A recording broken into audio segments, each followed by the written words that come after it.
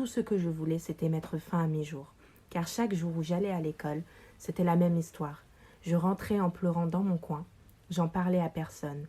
Je disais souvent que ça allait et j'essayais malgré tout de sourire, mais au fond de moi, je me disais que je pourrais jamais pardonner ce qu'ils m'ont fait. Les savoirs que l'on demande chaque jour aux personnes, elles sont devenues tellement... C'est une formalité. Voilà, en fait, c'est devenu une formalité. Vous allez vite vous rendre compte que plus vous lui posez des questions, soit elle est vraiment ferme dans ce qu'elle est en train de dire, elle va vous dire oui, oui, oui, oui, oui, soit à un moment donné, elle va céder, elle va se dire bon, je te cache pas que, voilà, à ce niveau-là, ça va pas trop. Bien plus qu'un podcast dédié aux femmes, Nissa Podcast, c'est ton podcast. Ici, deux sœurs qui souhaitent qu'à ton tour, tu fasses de tes difficultés la cause d'une force implacable et d'une foi inébranlable. Oui, car Allah ne nous a-t-il pas dit qu'après la difficulté est certes une facilité? Tu es là, nous sommes aussi. Ta voix compte, ton parcours nous inspire. Assalamu alaikum wa rahmatullahi wa barakatuh.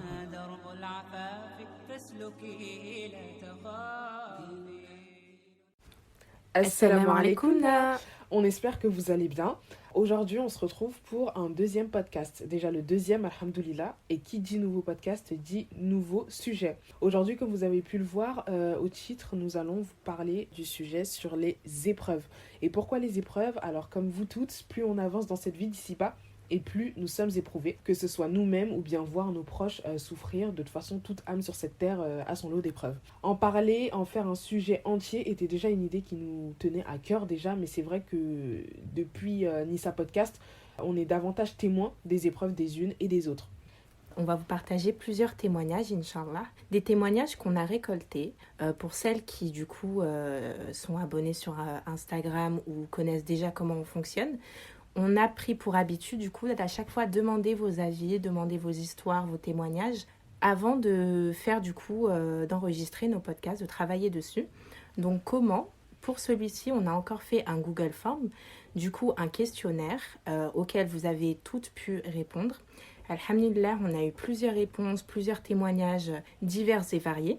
Et aussi des sœurs qui ont pu apporter des conseils pour d'autres sœurs, parce qu'on est des sœurs en Allah, donc il faut se conseiller. On va lire plusieurs des témoignages. Dans cette partie-là, il n'y aura pas tous les témoignages. Pourquoi? Du coup, je vous explique. On a partagé le lien du formulaire sur Instagram. Alhamdulillah, il y avait vraiment plusieurs histoires différentes. Et on a été marqués par le temps que vous avez pris pour répondre. Vraiment, ça nous a beaucoup touchés. Vos histoires, elles nous ont énormément touchés.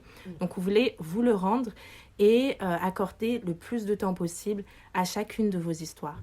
Donc, c'est pour ça qu'on va diviser du coup ce podcast-là en deux parties. Donc, il y aura cette partie-là que vous êtes en train d'écouter sur les épreuves. Et Inch'Allah, une autre partie avec le reste des témoignages, Inch'Allah, et des conseils complémentaires. Notamment, on abordera aussi l'aspect religion de façon un petit peu plus poussée. Donc, ce que dit la religion à propos des épreuves. Et pour, du coup, cette première partie, on n'est pas deux, comme d'habitude. Du coup, on est trois. Ça s'est fait un petit peu à la dernière minute. Mais alhamdulillah, du coup, là, aujourd'hui, on a la chance, du coup, d'avoir une étudiante en psychologie avec nous. Parce qu'on s'est rendu compte qu'il y a certaines histoires, peut-être, qui avaient plus une dimension... on avait peur de ne pas pouvoir apporter certaines réponses. Donc, on a fait appel à une étudiante en psychologie. Du coup, vous allez l'écouter juste maintenant. Elle s'appelle Nour. Elle est étudiante en 2e année de psychologie. Et elle va nous aider à avoir un regard un peu plus profond sur tout ce qui est aussi dépression. Il y a eu aussi des histoires d'harcèlement. Ou en tout cas, apporter sa petite touche, Inch'Allah, à ce podcast. Salam alaikum. Un peu timide, mais ça va le faire. Ça va le faire. Avant de passer au premier témoignage, on voulait vraiment faire... comment tu m'as dit que ça s'appelait? Trigger warning. Voilà. Mettre des trigger warning. Moi, je parle pas anglais, donc j'ai aucune connaissance de tout ça. Mais comme on vous a dit, du coup, il y a plusieurs d'entre vous qui nous ont écrit, alhamdulillah, plusieurs de vos témoignages. Et ça touche divers sujets. Divers sujets qui peuvent, peu importe d'où vous venez, ça peut vous toucher. Il y a certains mots assez crus qui vont être énoncés. Certains sujets qui peuvent peut-être remonter certaines mauvaises expériences ou traumatismes en vous. Donc, on voulait vraiment vous dire que si vous avez du mal avec tout ce qui concerne les agressions sexuelles, le harcèlement ou si c'est vraiment des sujets qui vraiment vous touchent et vous retournent un petit peu l'estomac. Et j'avoue que j'ai pas d'autres expressions là tout de suite. Donc vraiment, n'hésitez même pas à n'écouter même pas le podcast. Donc le but, c'est vraiment pas de vous faire du mal ou quoi que ce soit. Donc pour vous prévenir qu'il y aura des témoignages un peu plus... marquants. Voilà, assez marquants. Donc à chaque fois, je pense qu'on vous préviendra du sujet et qu'on mettra en description aussi. Comme ça, vous pourrez écouter peut-être un témoignage plutôt qu'un autre, Inch'Allah. De toute façon, je me permets d'ajouter une petite chose, c'est que dans le deuxième podcast, si vous ne voulez pas écouter le premier podcast qui sera consacré sur des témoignages, vous pourrez écouter l'aspect religion, en fait. Je pense que ça coûte rien. Et là, ce sera beaucoup plus dosé. Ça parlera vraiment, alhamdoulilah, de la religion. Et je pense que ça pourra, l'air de rien, aider. Sans plus tarder, on va vous lire le premier témoignage, Inch'Allah. Donc celui-ci, c'est une sœur qui a subi des agressions sexuelles et aussi du harcèlement scolaire et qui nous écrit son histoire. J'ai eu 2 épreuves qui m'ont marquée dans ma vie. Une quand j'étais petite, j'avais 11 ans, j'ai failli perdre ma virginité par un membre de ma famille lointaine. Il a bel et bien essayé d'abuser de moi dans mon sommeil, mais je me suis réveillée avant, alhamdulillah. J'y pensais souvent, très très souvent. Pendant 4 ans, j'y pensais encore et encore. Puis de nombreuses choses me sont arrivées, comme le harcèlement, qui a pour moi aussi été une épreuve dure à vivre et que j'ai vécu durant toutes mes années de collège. Des regroupements autour de moi pour me rabaisser, me faire complexer, me détruire, me faire pleurer, souffrir. Tout ce que je voulais, c'était mettre fin à mes jours. Car chaque jour où j'allais à l'école, c'était la même histoire. Je rentrais en pleurant dans mon coin. J'en parlais à personne. Je disais souvent que ça allait et j'essayais malgré tout de sourire, mais au fond de moi, je me disais que je pourrais jamais pardonner ce qu'ils m'ont fait. Même si ça m'avait fait oublier cette chose horrible que j'avais vécue, c'était par une autre chose encore plus méchante, mais dès que le collège s'est fini, j'ai commencé à y repenser constamment, et c'est là où j'ai pris conscience de ce qu'il m'a fait, ou ce qu'il a failli me faire, alors que j'avais que 11 ans. Je me suis toujours dit que ma mère, mon père et mes frères ne voudront pas que je devienne une personne horrible ou que je mette fin à mes jours. Puis je savais que si on mettait fin à nos jours, on allait en enfer. Alors j'ai continué à prier et à demander à Allah de me protéger, de m'aider. Je pleurais constamment sur mon tapis à cause des mêmes personnes, des mêmes problèmes, et un jour, alhamdulillah, tout est rentré dans l'ordre. J'étais assez grande, mature, et j'étais devenue la personne que je voulais être, tout en étant heureuse. Et j'ai pardonné à ces personnes, même si elles se sont jamais excusées. Allah pardonne, alors qui suis-je moi pour ne pas pardonner? C'est très beau, hein? On voulait vraiment commencer le podcast par ce premier témoignage parce que tu as vraiment traversé quelque chose vraiment de très très très compliqué et Dieu sait à quel point il y a énormément de sœurs et aussi de frères, d'hommes, de femmes, d'enfants, peu importe, qui traversent ça. Ce qui nous a aussi beaucoup marqué, c'est le fait que tu aies réussi à pardonner à ces personnes, même si elles ne se sont jamais excusées. Et déjà, quand Allah te récompense, parce que pour pardonner quand même à des personnes qui t'ont fait autant de mal et qui peut-être se sont pas excusées, peut-être qu'elles ne sont pas désolées, malheureusement, Allahu alam. Mais déjà, le pardon, c'est extrêmement fort. Comme tu l'as dit, Allah pardonne. Nous aussi, on doit en tout cas essayer de pardonner, espérer la miséricorde d'Allah. Et si je peux ajouter quelque chose, c'est que vraiment là, je trouve qu'on a vraiment un bel exemple d'une prière Dieu sait à quel point il y a énormément de personnes qui font ces prières, qui souffrent, qui ont l'impression parfois que leurs prières ne seront jamais entendues. Ouais. Et là, moi, ça m'a marqué parce qu'on a un bel exemple d'une sœur qui a prié pendant longtemps, et sa prière a été entendue aujourd'hui, donc je trouve ça vraiment beau. Parce que c'est vraiment la meilleure arme en soi. En tant que musulman, notre meilleure arme, c'est les doigts, c'est la prière. Parce qu'on sait très bien que celui qui détient ce monde, c'est Allah. Et nous, on a un moyen de lui parler, de lui dire à quel point peut-être qu'on est triste, qu'on subit des injustices, qu'on a du mal à s'en sortir. Et on lui parle par l'intermédiaire des prières obligatoires ou surérogatoires. Et il nous écoute et il nous répond. Donc toujours se dire qu'il y a de l'espoir et que on imagine bien que cette épreuve, elle t'a pas laissé indemne, ce qui est normal. Mais en tout cas, toute la réflexion que tu as, c'est vraiment incroyable. Vraiment, Lorma Barik, tu as une maturité vraiment incroyable. Et du coup, aussi, cette sœur nous a partagé un mot pour des sœurs qui seraient éprouvées dans le même cas ou non. Elle nous dit « Allah sait pourquoi il nous éprouve. Un jour ou l'autre, tout ira bien car tout se paye un jour. Et dis-toi qu'Allah t'aime et que s'il t'éprouve, c'est sûrement pour que tu retournes à lui, car tu l'as peut-être délaissé. Ou bien c'est qu'il te pardonne tes péchés en t'éprouvant. Tout ce qu'Allah fait est juste. Il sait pourquoi il a fait cette chose. Patiente très chère, la patience est souvent la clé de la réussite. » C'est vrai. C'est vrai. Et je vais juste rebondir sur ce qu'elle a dit aussi quand elle dit que tout se paye un jour. Tout se paye un jour, je pense que la sœur, ce qu'elle a voulu dire là, c'est que c'est pas, il n'y a pas d'arrière-pensée en termes de vengeance en fait. C'est pas de la vengeance, tout se paye un jour, c'est-à-dire que Yawm al-Qiyamah, le jour du jugement, personne ne sera lésé de ses droits, chacun aura ce qu'il mérite, que ça soit en bon, que ça soit en mauvais. Donc voilà, je tenais vraiment à préciser qu'elle a dit pour pas que ça soit amplifié ou que ça soit modifié ou mal compris même. Et même le fait de se dire que Allah se charge de toute manière de nous rendre ce qu'on mérite en bien ou en mal, je trouve que ça nous décharge énormément. Mais le fait de se dire qu'il y a une justice divine, que Allah, tout ce que vous avez vécu les filles, il le voit et qu'il n'y a aucun mal qu'il n'oublie, il n'y a aucun mal qu'il ne voit pas, il est témoin de tout. Et se dire que vous n'avez rien à faire, si ce n'est penser à vous, vous reconstruire, et Allah voit tout. Si les personnes qui vous ont fait du mal méritent du bien, il leur accordera ce bien. Si elles méritent du mal, il leur accordera ce mal. Mais dans tous les cas, ce sera fait de la manière la plus parfaite parce que c'est Allah qui la fera.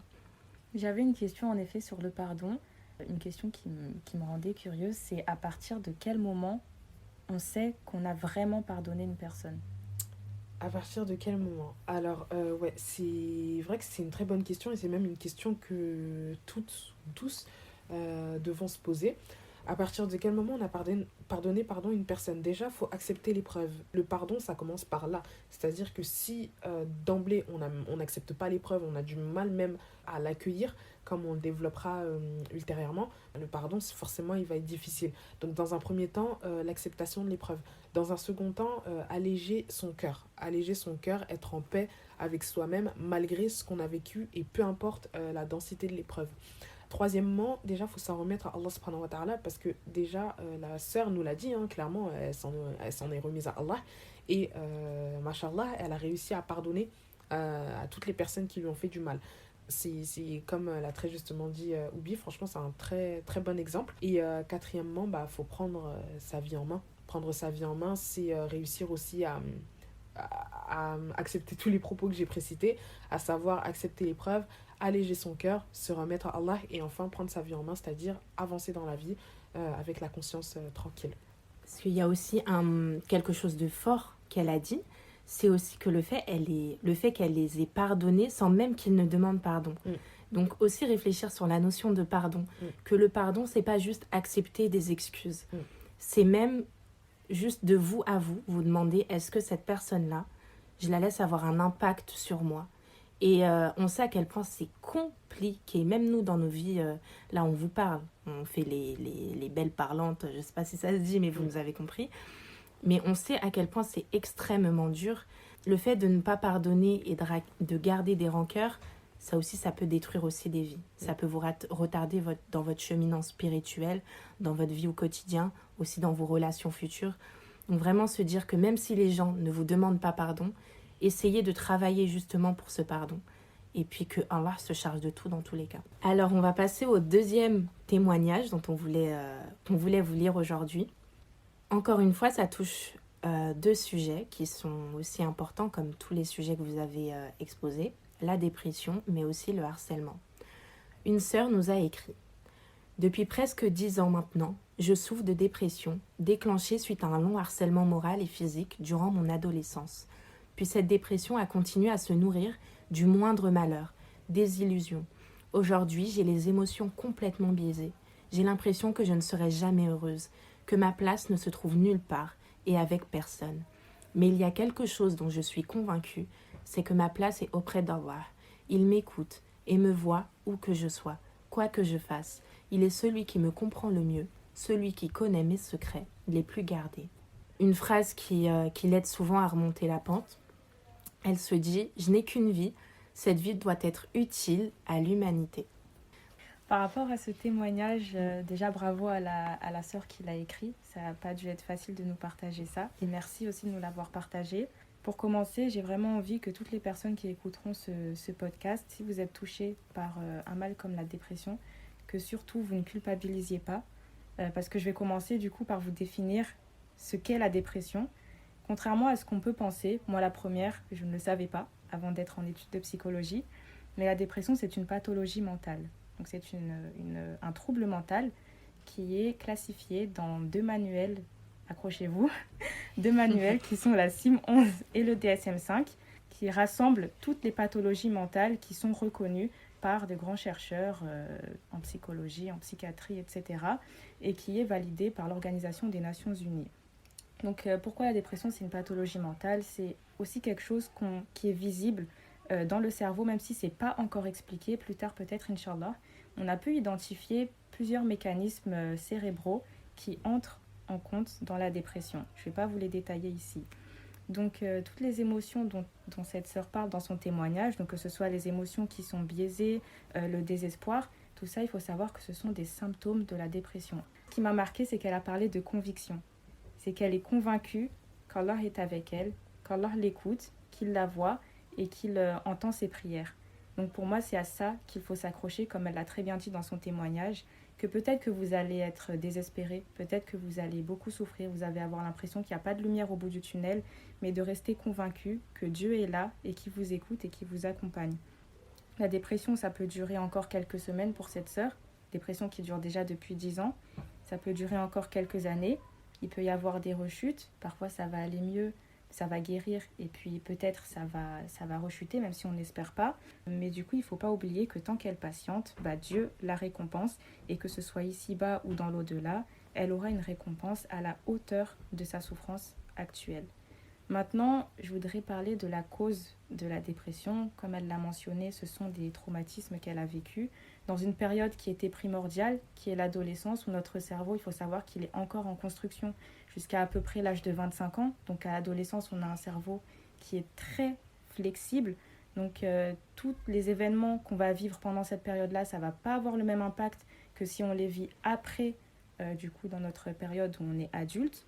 Et les traumatismes aussi, je ne vais pas le détailler ici, mais c'est quelque chose aussi qui se voit au niveau cérébral. Ça veut dire qu'on peut vivre des choses dans notre adolescence, mais même une fois passé l'âge adulte où on s'est construit, ces choses-là peuvent encore avoir beaucoup d'impact sur nos vies et qu'on ne s'en rende pas compte finalement. Exactement. Parce que toute la personne qu'on est aujourd'hui, même moi-même, je ne suis pas encore, mon cerveau n'est pas encore complètement construit, mais toute la personne qu'on est à 30, 40 ans, c'est le résultat tout simplement de ce qu'on a vu, entendu ou vécu quand on était enfant, adolescent. Tout comme le positif, le négatif aussi a aussi un impact sur l'adulte qu'on est. Donc c'est quelque chose qu'il faut traiter. Et pour traiter ça, je recommande rien de mieux que la thérapie. Je sais qu'il y a pas mal de personnes qui ont du mal avec les psychologues, etc. Mais sachez qu'il y a, Dieu merci, il y a des sœurs qui ont choisi d'emprunter ce chemin-là pour qu'on puisse se livrer à elles, avoir un avis religieux sur la question. Donc il y a pas mal de sœurs musulmanes qui sont aussi psychologues, qui peuvent vous apporter un apport religieux et un apport psychologique pour vous aider à traiter vos traumatismes. Donc surtout. Il y a quelque chose qui m'a marqué dans son témoignage. Déjà, oui, tu en as très bien parlé, Nour, c'est le fait qu'elle soit convaincue. Le mot convaincu, consciemment ou inconsciemment, il n'est pas choisi pour rien. Convaincu, ça montre vraiment une volonté ferme de aussi s'en sortir. Donc de la même manière que la dépression, elle peut te plonger dans des moments très compliqués psychologiquement, on voit déjà que tu as une volonté ferme, vraiment machallah, de vouloir t'en sortir et de t'accrocher, d'ancrer ta foi. J'ai entendu une fois cette expression, ancrer sa foi, donc c'est vraiment l'implanter sur le sol et pas lâcher, quoi. C'est-à-dire qu'il peut y avoir une tempête, quoi que ce soit, mais tu ne lâches pas. Alors du coup, cette même sœur, elle a également voulu adresser en fait un petit mot pour une autre sœur, donc éprouvée. Et qu'est-ce qu'elle lui dit? Elle lui dit: ma chérie, sache que ce n'est qu'un passage de ta vie. Dans quelques années, tout cela ne sera qu'un lointain souvenir qui t'affectera plus. Allah nous éprouve parce qu'il nous aime et ces épreuves nous purifient de nos péchés. Quelle grande miséricorde! Et pensons-nous qu'Allah nous laisserait nous proclamer croyants sans nous tester et nous éprouver afin de tester notre sincérité? Et ça rejoint d'ailleurs un autre témoignage d'une sœur qui a plus ou moins vécu la même chose. Donc voilà, elle, c'était plus de l'anxiété. de la dépression, de la peur, et elle a même vécu une agression verbale et physique. Et elle nous dit, le déclic en fait qui l'a marqué, c'est que quand elle a sombré, elle s'est réfugiée en fait par la lecture du Coran et Allah est son confident. Et du coup, elle, cette même sœur qui vivait en fait de l'anxiété, de la dépression, de la peur et de l'agression physique et verbale, ce qu'elle dit en fait à une autre sœur éprouvée: confie-toi à Allah, écris-lui des lettres et reste optimiste. Viendra un jour où tout cela sera derrière toi, où tu seras heureuse et que tu vivras une paix intérieure et extérieure. C'est ce que j'aurais aimé lui dire et à moi-même aussi. On sait que, quelles que soient les épreuves qu'on vit, Allah nous les met pour une raison. Et que souvent, il y a toujours des enseignements derrière. Et on voulait à chaque fois, pas seulement vous mettre des témoignages pour vous mettre des témoignages, mais vous mettre aussi ce que les sœurs ont pu en tirer et quelles sont leurs forces au quotidien et ce qui les aide vraiment à tenir dans leurs épreuves. Moi, il y a aussi quelque chose qu'elle a dit, qu'elle a conseillé en tout cas, qui m'a beaucoup marqué, c'est le fait d'écrire des lettres à Allah. Je ne sais pas ce que vous en pensez. Moi, personnellement, je trouve que c'est très beau et c'est vrai que c'est quelque chose à laquelle j'aurais jamais vraiment pensé, mais c'est une très belle initiative dans le sens où ça nous permet en fait de mettre des mots sur ce qu'on ressent vraiment. Et moi, je trouve, en tout cas, moi, je suis comme ça, c'est que j'ai beaucoup plus de facilité à écrire qu'à verbaliser en fait ce que je ressens. Et je trouve que, franchement, si ça peut aider à soulager la conscience et à alléger son cœur, je trouve que c'est une très très belle initiative.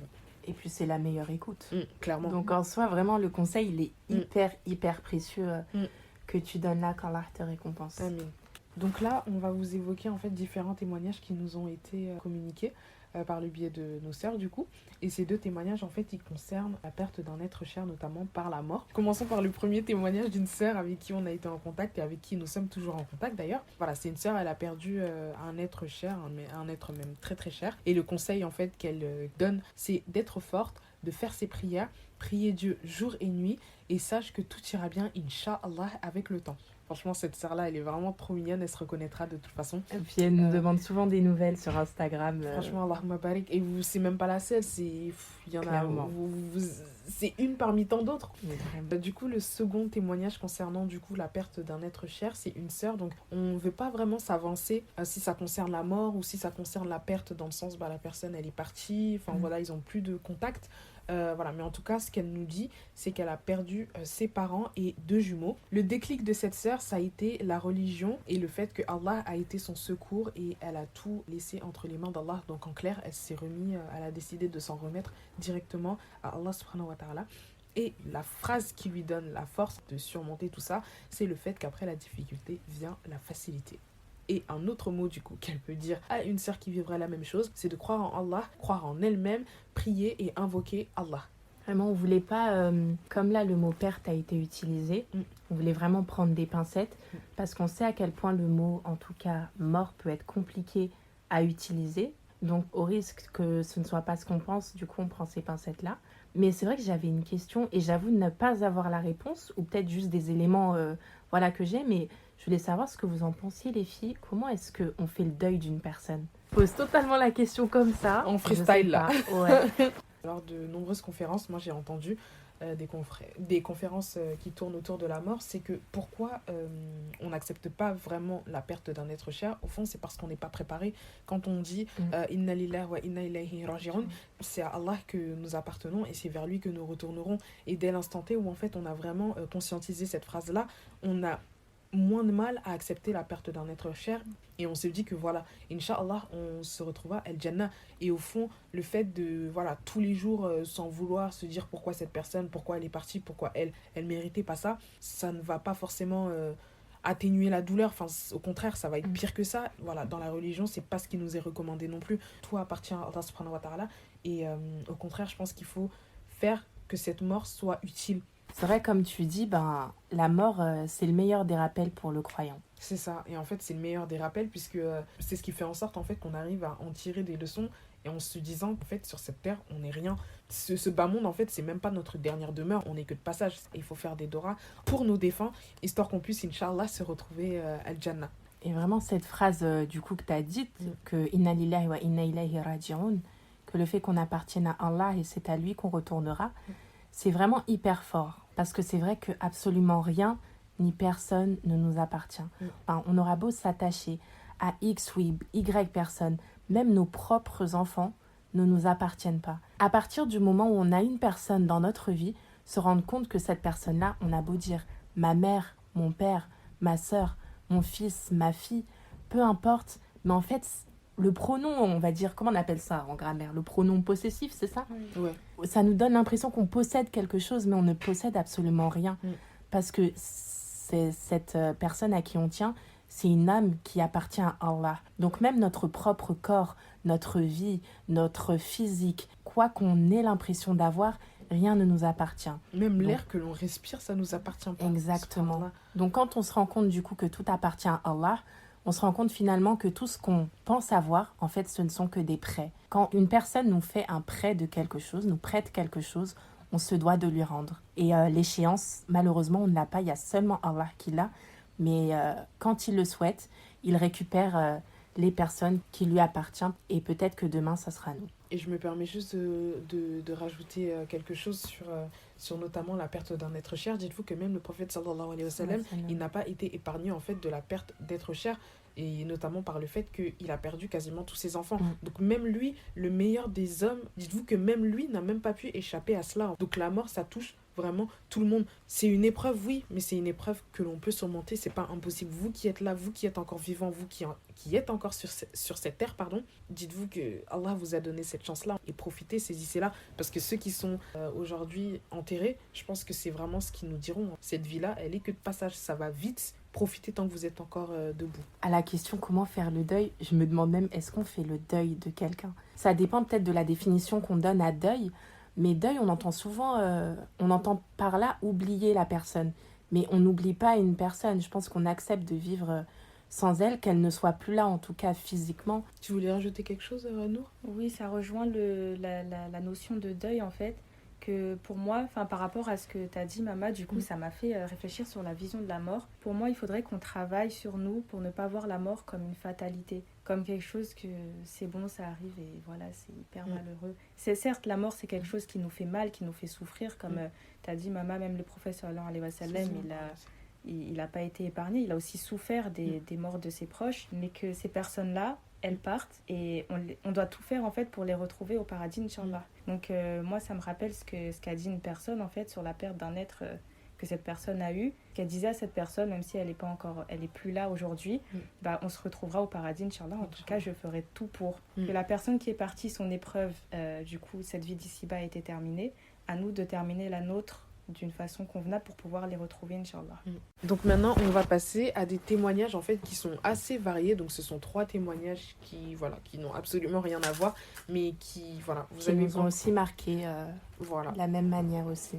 Et vous avez vraiment pris le temps de nous écrire, donc nous aussi on va prendre le temps de vous répondre, Inch'Allah. Alors la sœur qui nous dit, ça concerne un djinn amoureux. Assalamu alaikum. Depuis 2014, je souffre d'un djinn amoureux. J'avais vraiment que des soupçons. Cela s'est concrétisé en 2018. C'est des crises de panique sans motif, des frayeurs, folle envie de s'isoler, une profonde dépression, des colères, des crises et des larmes. Des fiançailles annulées sans motif. Quand le mariage a réussi, s'en est suivi des fausses couches et un divorce. J'ai vécu en tout 9 jours avec mon époux. J'ai à présent un nouveau prétendant. Priez pour moi, qu'Allah nous facilite, qu'il guérisse tous les malades. J'ai pas le choix. Il y a des jours je perds, il y a des jours je gagne. Tout ce que fait Allah est bon. Le djinn amoureux, c'est vraiment un sujet... j'avoue, je vais pas m'avancer dessus parce que j'ai absolument pas la science dessus, mais c'est un sujet sur lequel je me suis en tout cas renseignée à ma petite échelle. Et ce qui fait que déjà, ça existe, c'est réel, c'est une problématique qui est réelle. Il y a certaines femmes qui souhaitent se marier et malheureusement, elles se rendent compte après plusieurs tentatives qu'il y a quelque chose qui bloque. Et il peut arriver à un moment donné qu'on se dise que non, ça va plus que ce qui se passe ici-bas. En tout cas, non, ça continue de se passer ici-bas, mais il y a quelque chose peut-être qui relève peut-être de l'invisible, de l'inconnu. Quelque chose que nous, en tant qu'être humain, on ne saurait peut-être pas expliquer ou on mettrait difficilement le doigt dessus. Et c'est peut-être que là que l'option du djinn amoureux peut faire surface. Si c'est le cas, vraiment qu'Allah te protège, multiplie vraiment la lecture du Coran, l'écouter à chaque fois. La sœur qui précédemment me disait aussi d'écrire des lettres à Allah. Je trouve ça vraiment très beau, machallah. Le faire aussi. mais renforce vraiment au maximum ta relation avec Allah. Parce qu'il y a aussi une chose à garder en tête, c'est que rien ne peut t'atteindre si ce n'est par la permission d'Allah. C'est-à-dire que ce soit un djinn ou qu'une personne veuille te porter atteinte avec des armes ici-bas ou des armes qui relèvent peut-être du monde de l'invisible, elle ne pourra rien faire tant que Allah ne l'aura pas permis. C'est-à-dire que si une personne te souhaite du mal et fait en sorte qu'il t'arrive du mal, peu importe avec quels moyens, si son intention t'atteint, c'est pas parce que peut-être qu'Allah a voulu que ce soit une épreuve pour toi en tout cas. Donc toujours garder au centre, c'est extrêmement important parce que quand on oublie ça, quand on perd ça en tête, on finit par tomber dans le shirk, l'association, et oublier que c'est Allah qui détient tout d'abord. Donc la première chose dans cette épreuve, c'est que c'est Allah qui t'en sortira, te rapprocher de lui, continuer à lire le Coran, vraiment t'en rapprocher un maximum. Si tu as besoin d'aide, c'est possible dans les cas aussi de djinn, en tout cas à ma connaissance. Parfois peut-être qu'on a du mal à effectuer une ruqya en tout cas sur nous-mêmes, ce qui est recommandé en premier lieu. On peut avoir du mal. C'est possible aussi de demander de l'aide extérieure. Dans ce cas, quand il s'agit de demander d'aide extérieure, je te dirais vraiment de faire très attention à toi, te renseigner en tout cas sur vraiment les intentions de la personne. Après, bien sûr, il n'y a que Allah qui les connaît, mais vraiment garder en tête que c'est Allah qui te sortira de cette situation et personne d'autre. Qu'Allah te facilite cette épreuve et qu'Allah te facilite la voie vers le mariage. Donc ensuite, on a un autre témoignage. Donc cette sœur nous dit: oui, j'ai rencontré un homme il y a longtemps. J'étais jeune et il a profité de moi, puis divulgué le tout à notre entourage. Après plusieurs mois de chantage, plus personne ne voulait m'adresser la parole. J'étais pointée du doigt et délaissée toute seule face à cette histoire qui me dépassait. Pendant de longues années, j'étais fort isolée et je n'osais pas parler aux gens. Je me suis concentrée sur moi-même et j'ai investi mon temps dans mes études. Pendant que je vivais le chantage et la pression, donc les regards aussi des gens, je me répétais tous les jours que ça allait passer et que cela devait arriver pour une raison. J'étais en tort, mais je ne méritais pas cet acharnement. Cela ne m'a pas tout de suite rapproché d'Allah car j'avais honte, mais ça m'a rendu humble d'une manière.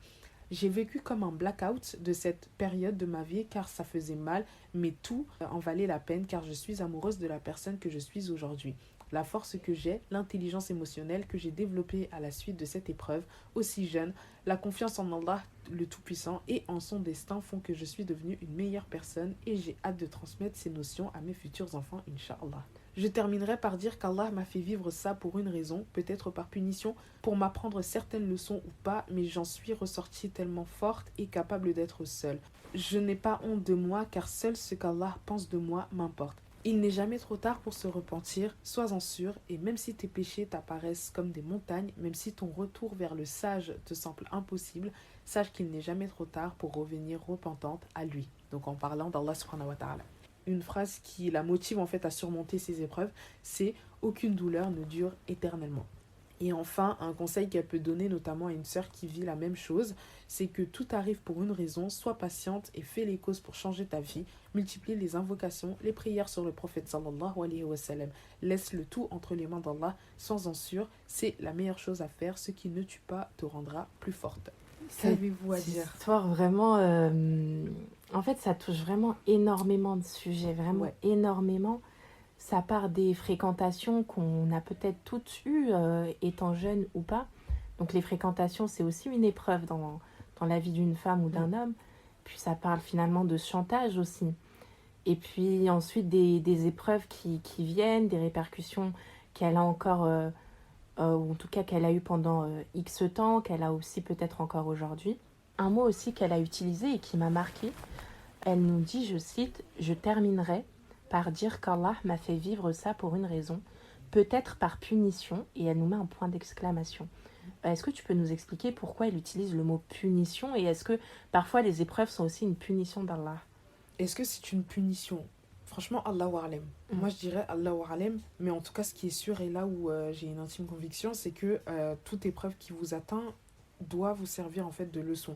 Une épreuve qui vous touche, déjà, c'est pas un hasard. Une épreuve qui vous touche, forcément, il y a quelque chose. Un enseignement derrière. Exactement. Il y a un enseignement, subhanallah, qui est rempli en fait de sagesse. Et cette sœur-là, subhanallah, elle en a fait une force et c'est ce qui a fait d'elle la personne qu'elle est aujourd'hui, au point même qu'elle nous dise « J'en suis ressortie tellement forte et capable d'être seule, je n'ai pas honte de moi car seul ce qu'Allah pense de moi m'importe. J'ai envie d'ajouter aussi que même si on voyait notre épreuve comme une punition, ce ne serait pas quelque chose de mal en soi. Parce qu'il vaut mieux, selon moi, et je pense que vous êtes d'accord avec moi, être puni ici-bas plutôt que dans l'au-delà.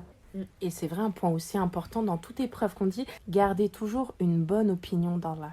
Comme tu le disais, Nour, la punition, c'est pas une mauvaise chose en soi. Que Allah, dans toute épreuve qu'il nous donnera, soit ça va être, dans tous les cas, ça va être pour qu'on se rapproche de lui. Ça peut être aussi pour nous apprendre certaines leçons. Ça peut être aussi pour nous empêcher peut-être quelque chose de pire qui aurait pu nous toucher. Allahu a'lam. Peut-être que quand on va traverser certaines choses, on aura l'impression d'avoir compris tout. Ok, Allah me fait traverser ça parce que en fait c'est pour ci, c'est pour ça, c'est pour ça. Mais finalement, on aura beau donner toute l'interprétation qu'on veut à nos épreuves, c'est même pas un millième, je pense, des plans d'Allah. Parce que sa sagesse, finalement, elle est vraiment infinie.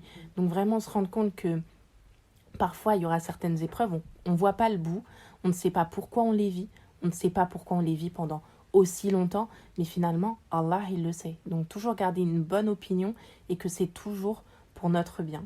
Même si on ne le voit pas, parce que dans la souffrance, c'est compliqué aussi de voir le positif, mais toujours en tout cas rester ferme, convaincu, vraiment le mot qu'une sœur a utilisé, rester convaincu en tout cas que Allah veut notre bien et que c'est pour vraiment qu'on soit les meilleures versions de nous-mêmes ici-bas.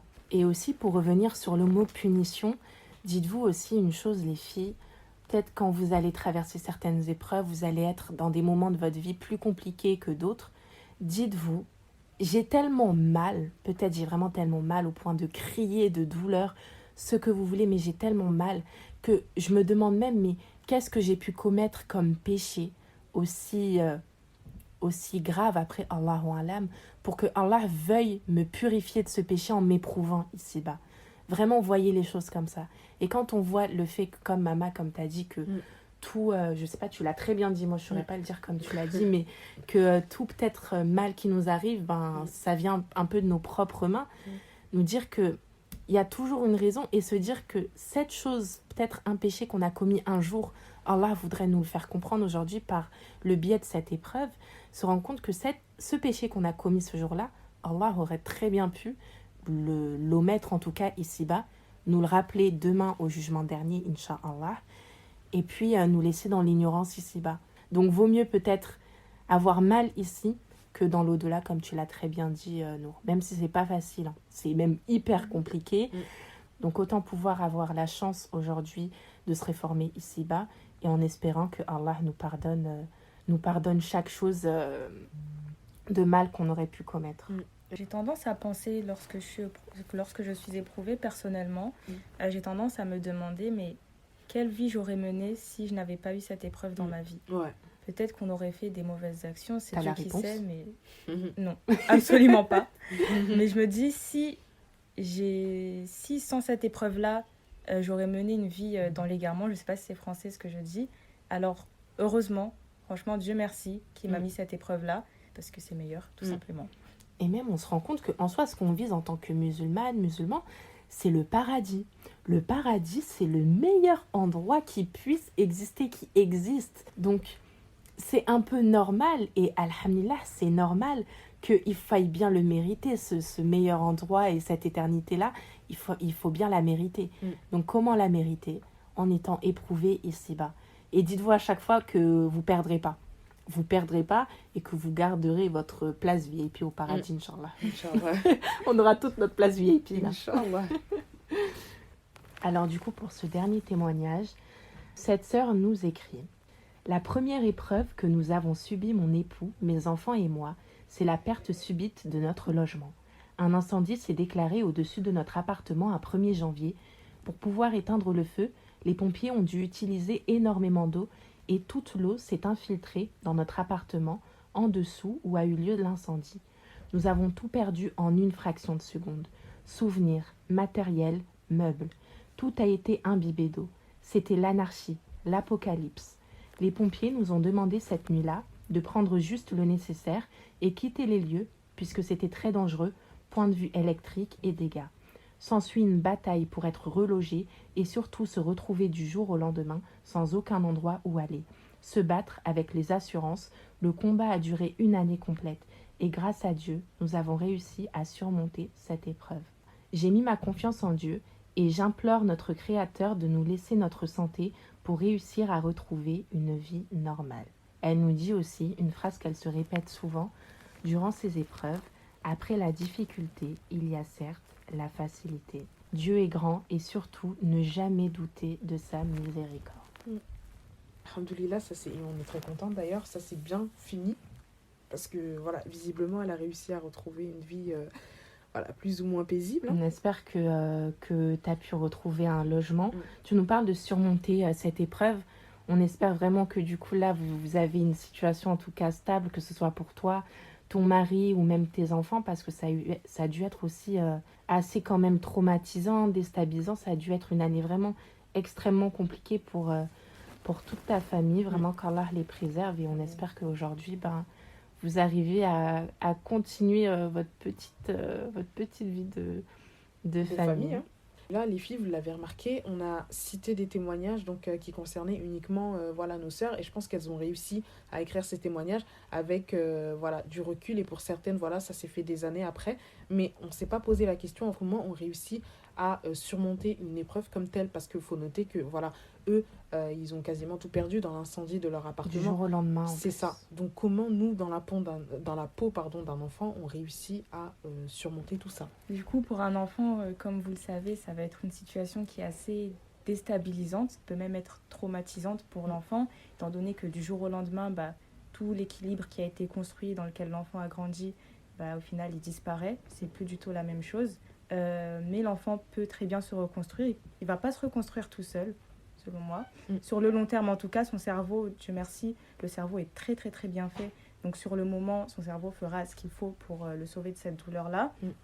Mais sur le long terme, il a la chance, Dieu merci, d'avoir des parents, d'avoir, je pense, des frères et sœurs, et l'accompagner. L'accompagner, c'est ça qui va être déterminant pour la personne qui sera plus tard, pour les bases qu'il va pouvoir reconstruire, etc. Donc, ne pas hésiter à lui demander comment il se sent par rapport à ça, à lui expliquer la situation d'une façon qu'il pourra comprendre, à lui expliquer aussi pour le futur comment ça va se passer, Inch'Allah.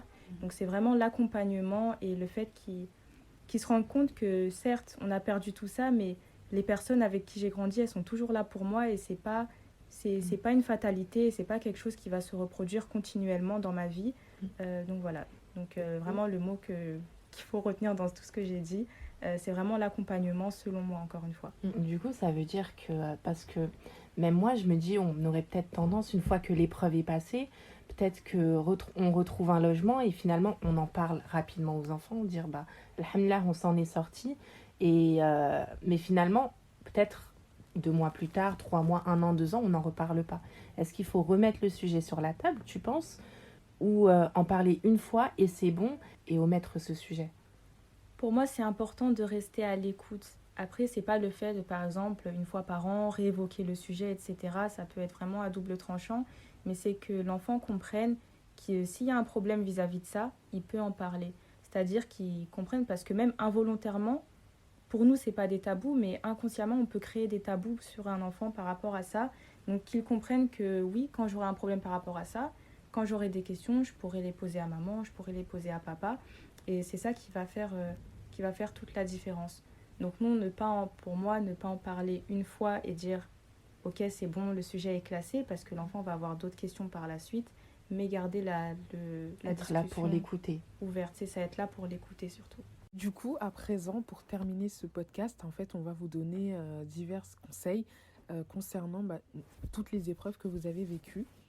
Donc, dans un premier temps, sachez que le messager d'Allah, sallallahu alayhi wa sallam, a dit « Il n'est pas une fatigue, une maladie, un souci, une tristesse, un mal, une angoisse ou même une épine qui n'atteint le croyant sans qu'Allah ne lui efface pour cela une partie de ses péchés. » Donc c'est un hadith qui a été rapporté par Muslim et Al-Bukhari. Donc ça, c'est une raison de plus pour laquelle en fait il faut accueillir, comme on l'avait dit tout à l'heure, accueillir notre épreuve.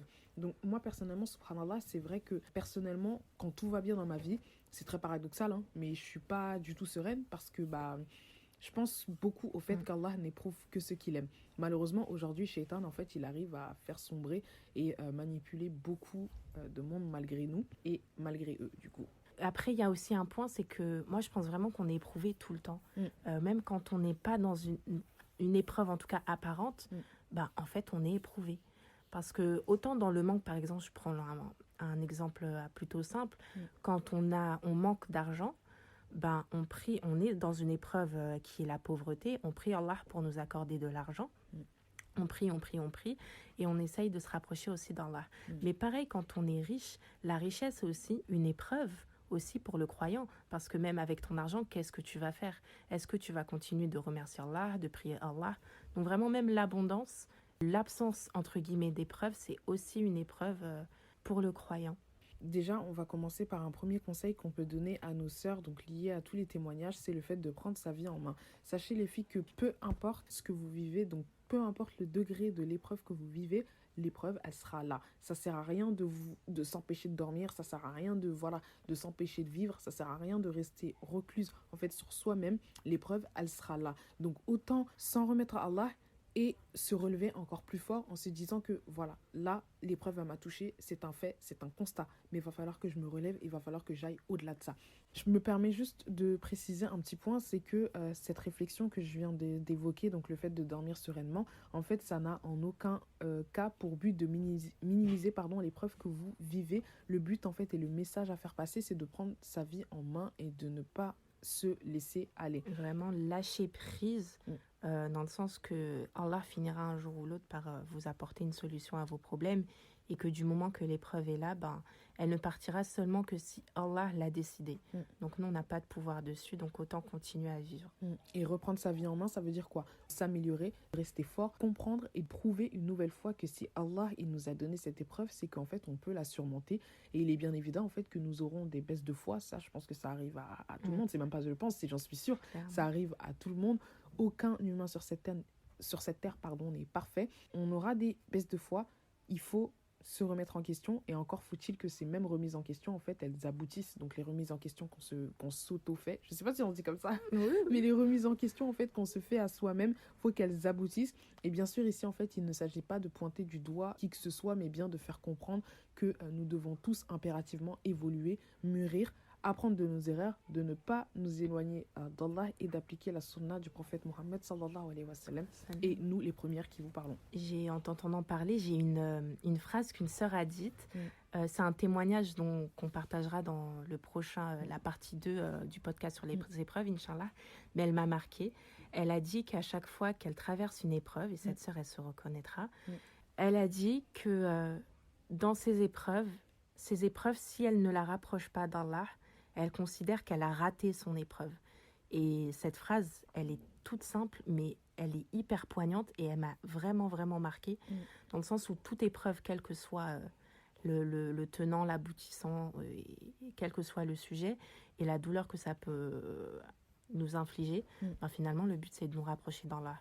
Donc même si on galère, on doit garder ce fil conducteur, et se dire que si ça ne nous a pas permis de nous rapprocher du Tout-Puissant, c'est que quelque part, on s'est un petit peu loupé.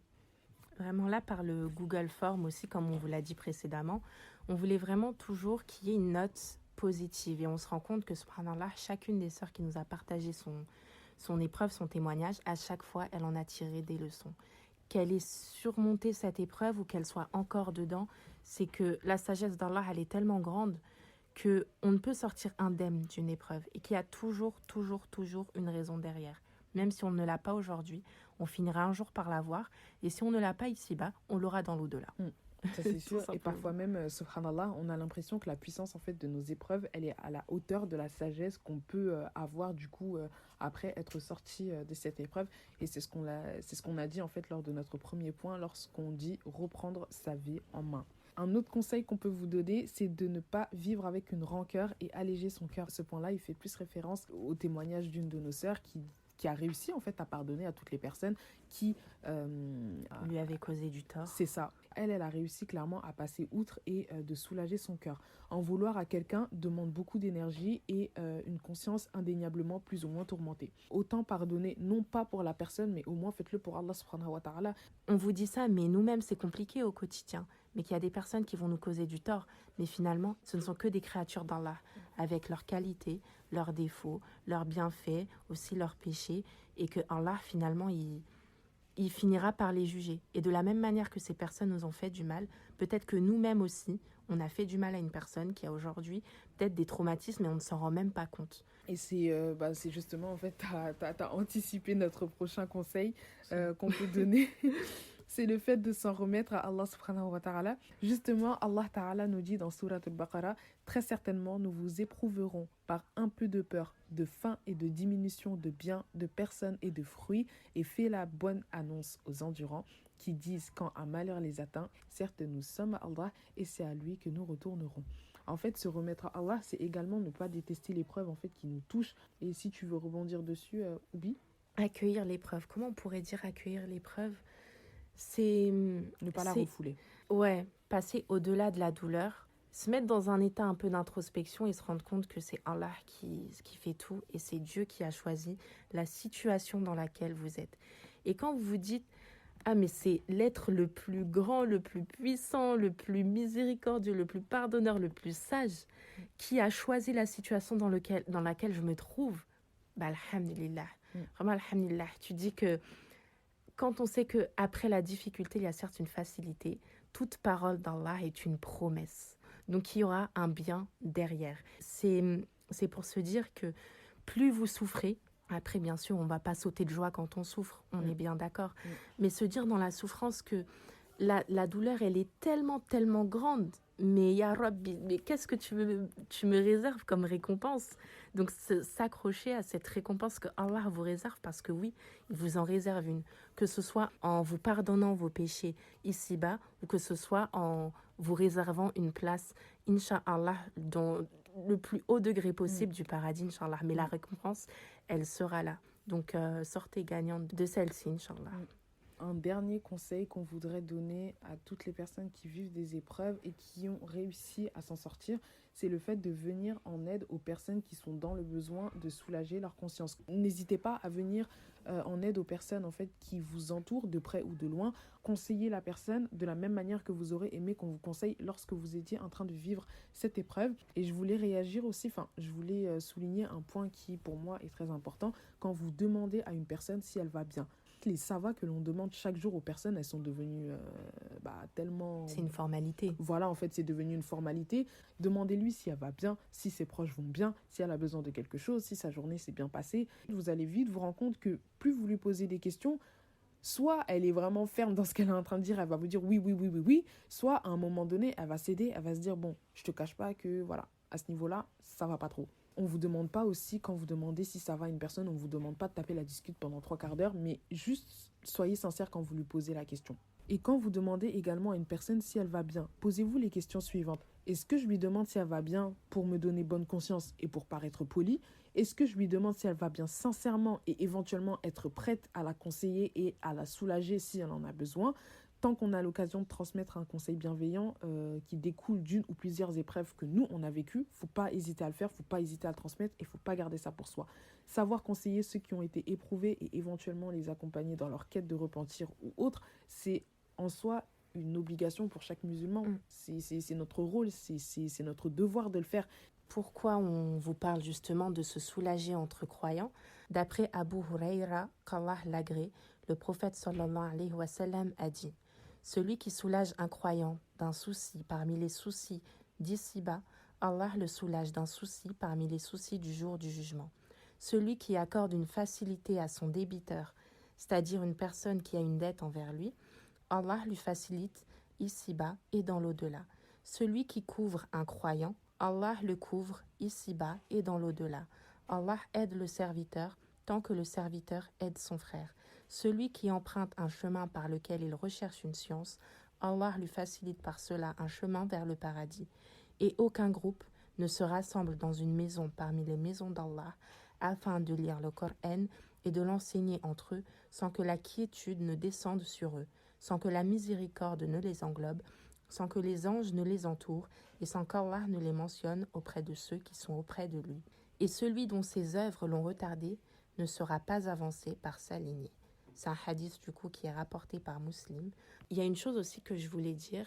Je voulais rebondir sur une phrase, je crois que c'était le 2e ou 3e témoignage qu'une sœur nous a gentiment partagé quand elle nous faisait part du coup de sa dépression. Elle nous disait qu'elle trouvait plus sa place et qu'elle avait l'impression qu'elle ne serait jamais heureuse. Et on voulait dire vraiment, enfin en tout cas je tenais vraiment à dire que quand on vous a partagé du coup le questionnaire, vous nous avez gentiment vraiment partagé, ouvert vos cœurs pour nous partager vos épreuves. Sachez qu'en le faisant, même nous, ça nous a énormément aidé. Vos expériences, elles servent vraiment autour de vous.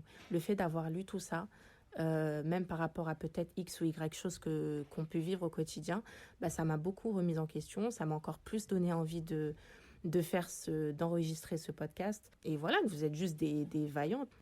Donc voilà les filles, pour cette première partie de podcast, on vous a énoncé les divers témoignages. Franchement, j'espère au moins que vous aussi, à travers ces témoignages, ça vous a donné de la force, ça vous a donné ne serait-ce que même une petite étincelle, de vouloir consolider votre foi. Nous, en tout cas, ça nous a fait tellement plaisir de lire vos témoignages, ça nous a même remis en question nous-mêmes, l'air de rien. Énormément, mais vraiment. Donc, qu'Allah subhanahu wa ta'ala vous facilite. Amen. Et on se retrouve pour la partie 2 du podcast, toujours concernant les épreuves. Donc, bien sûr, on remercie infiniment l'étudiante en psychologie Nour qui nous a vraiment assisté pendant du coup ce podcast-là. Elle nous a tellement aidé. Je pense que vous aussi, elle vous a aidé. On vous mettra en description, Inch'Allah, son Instagram.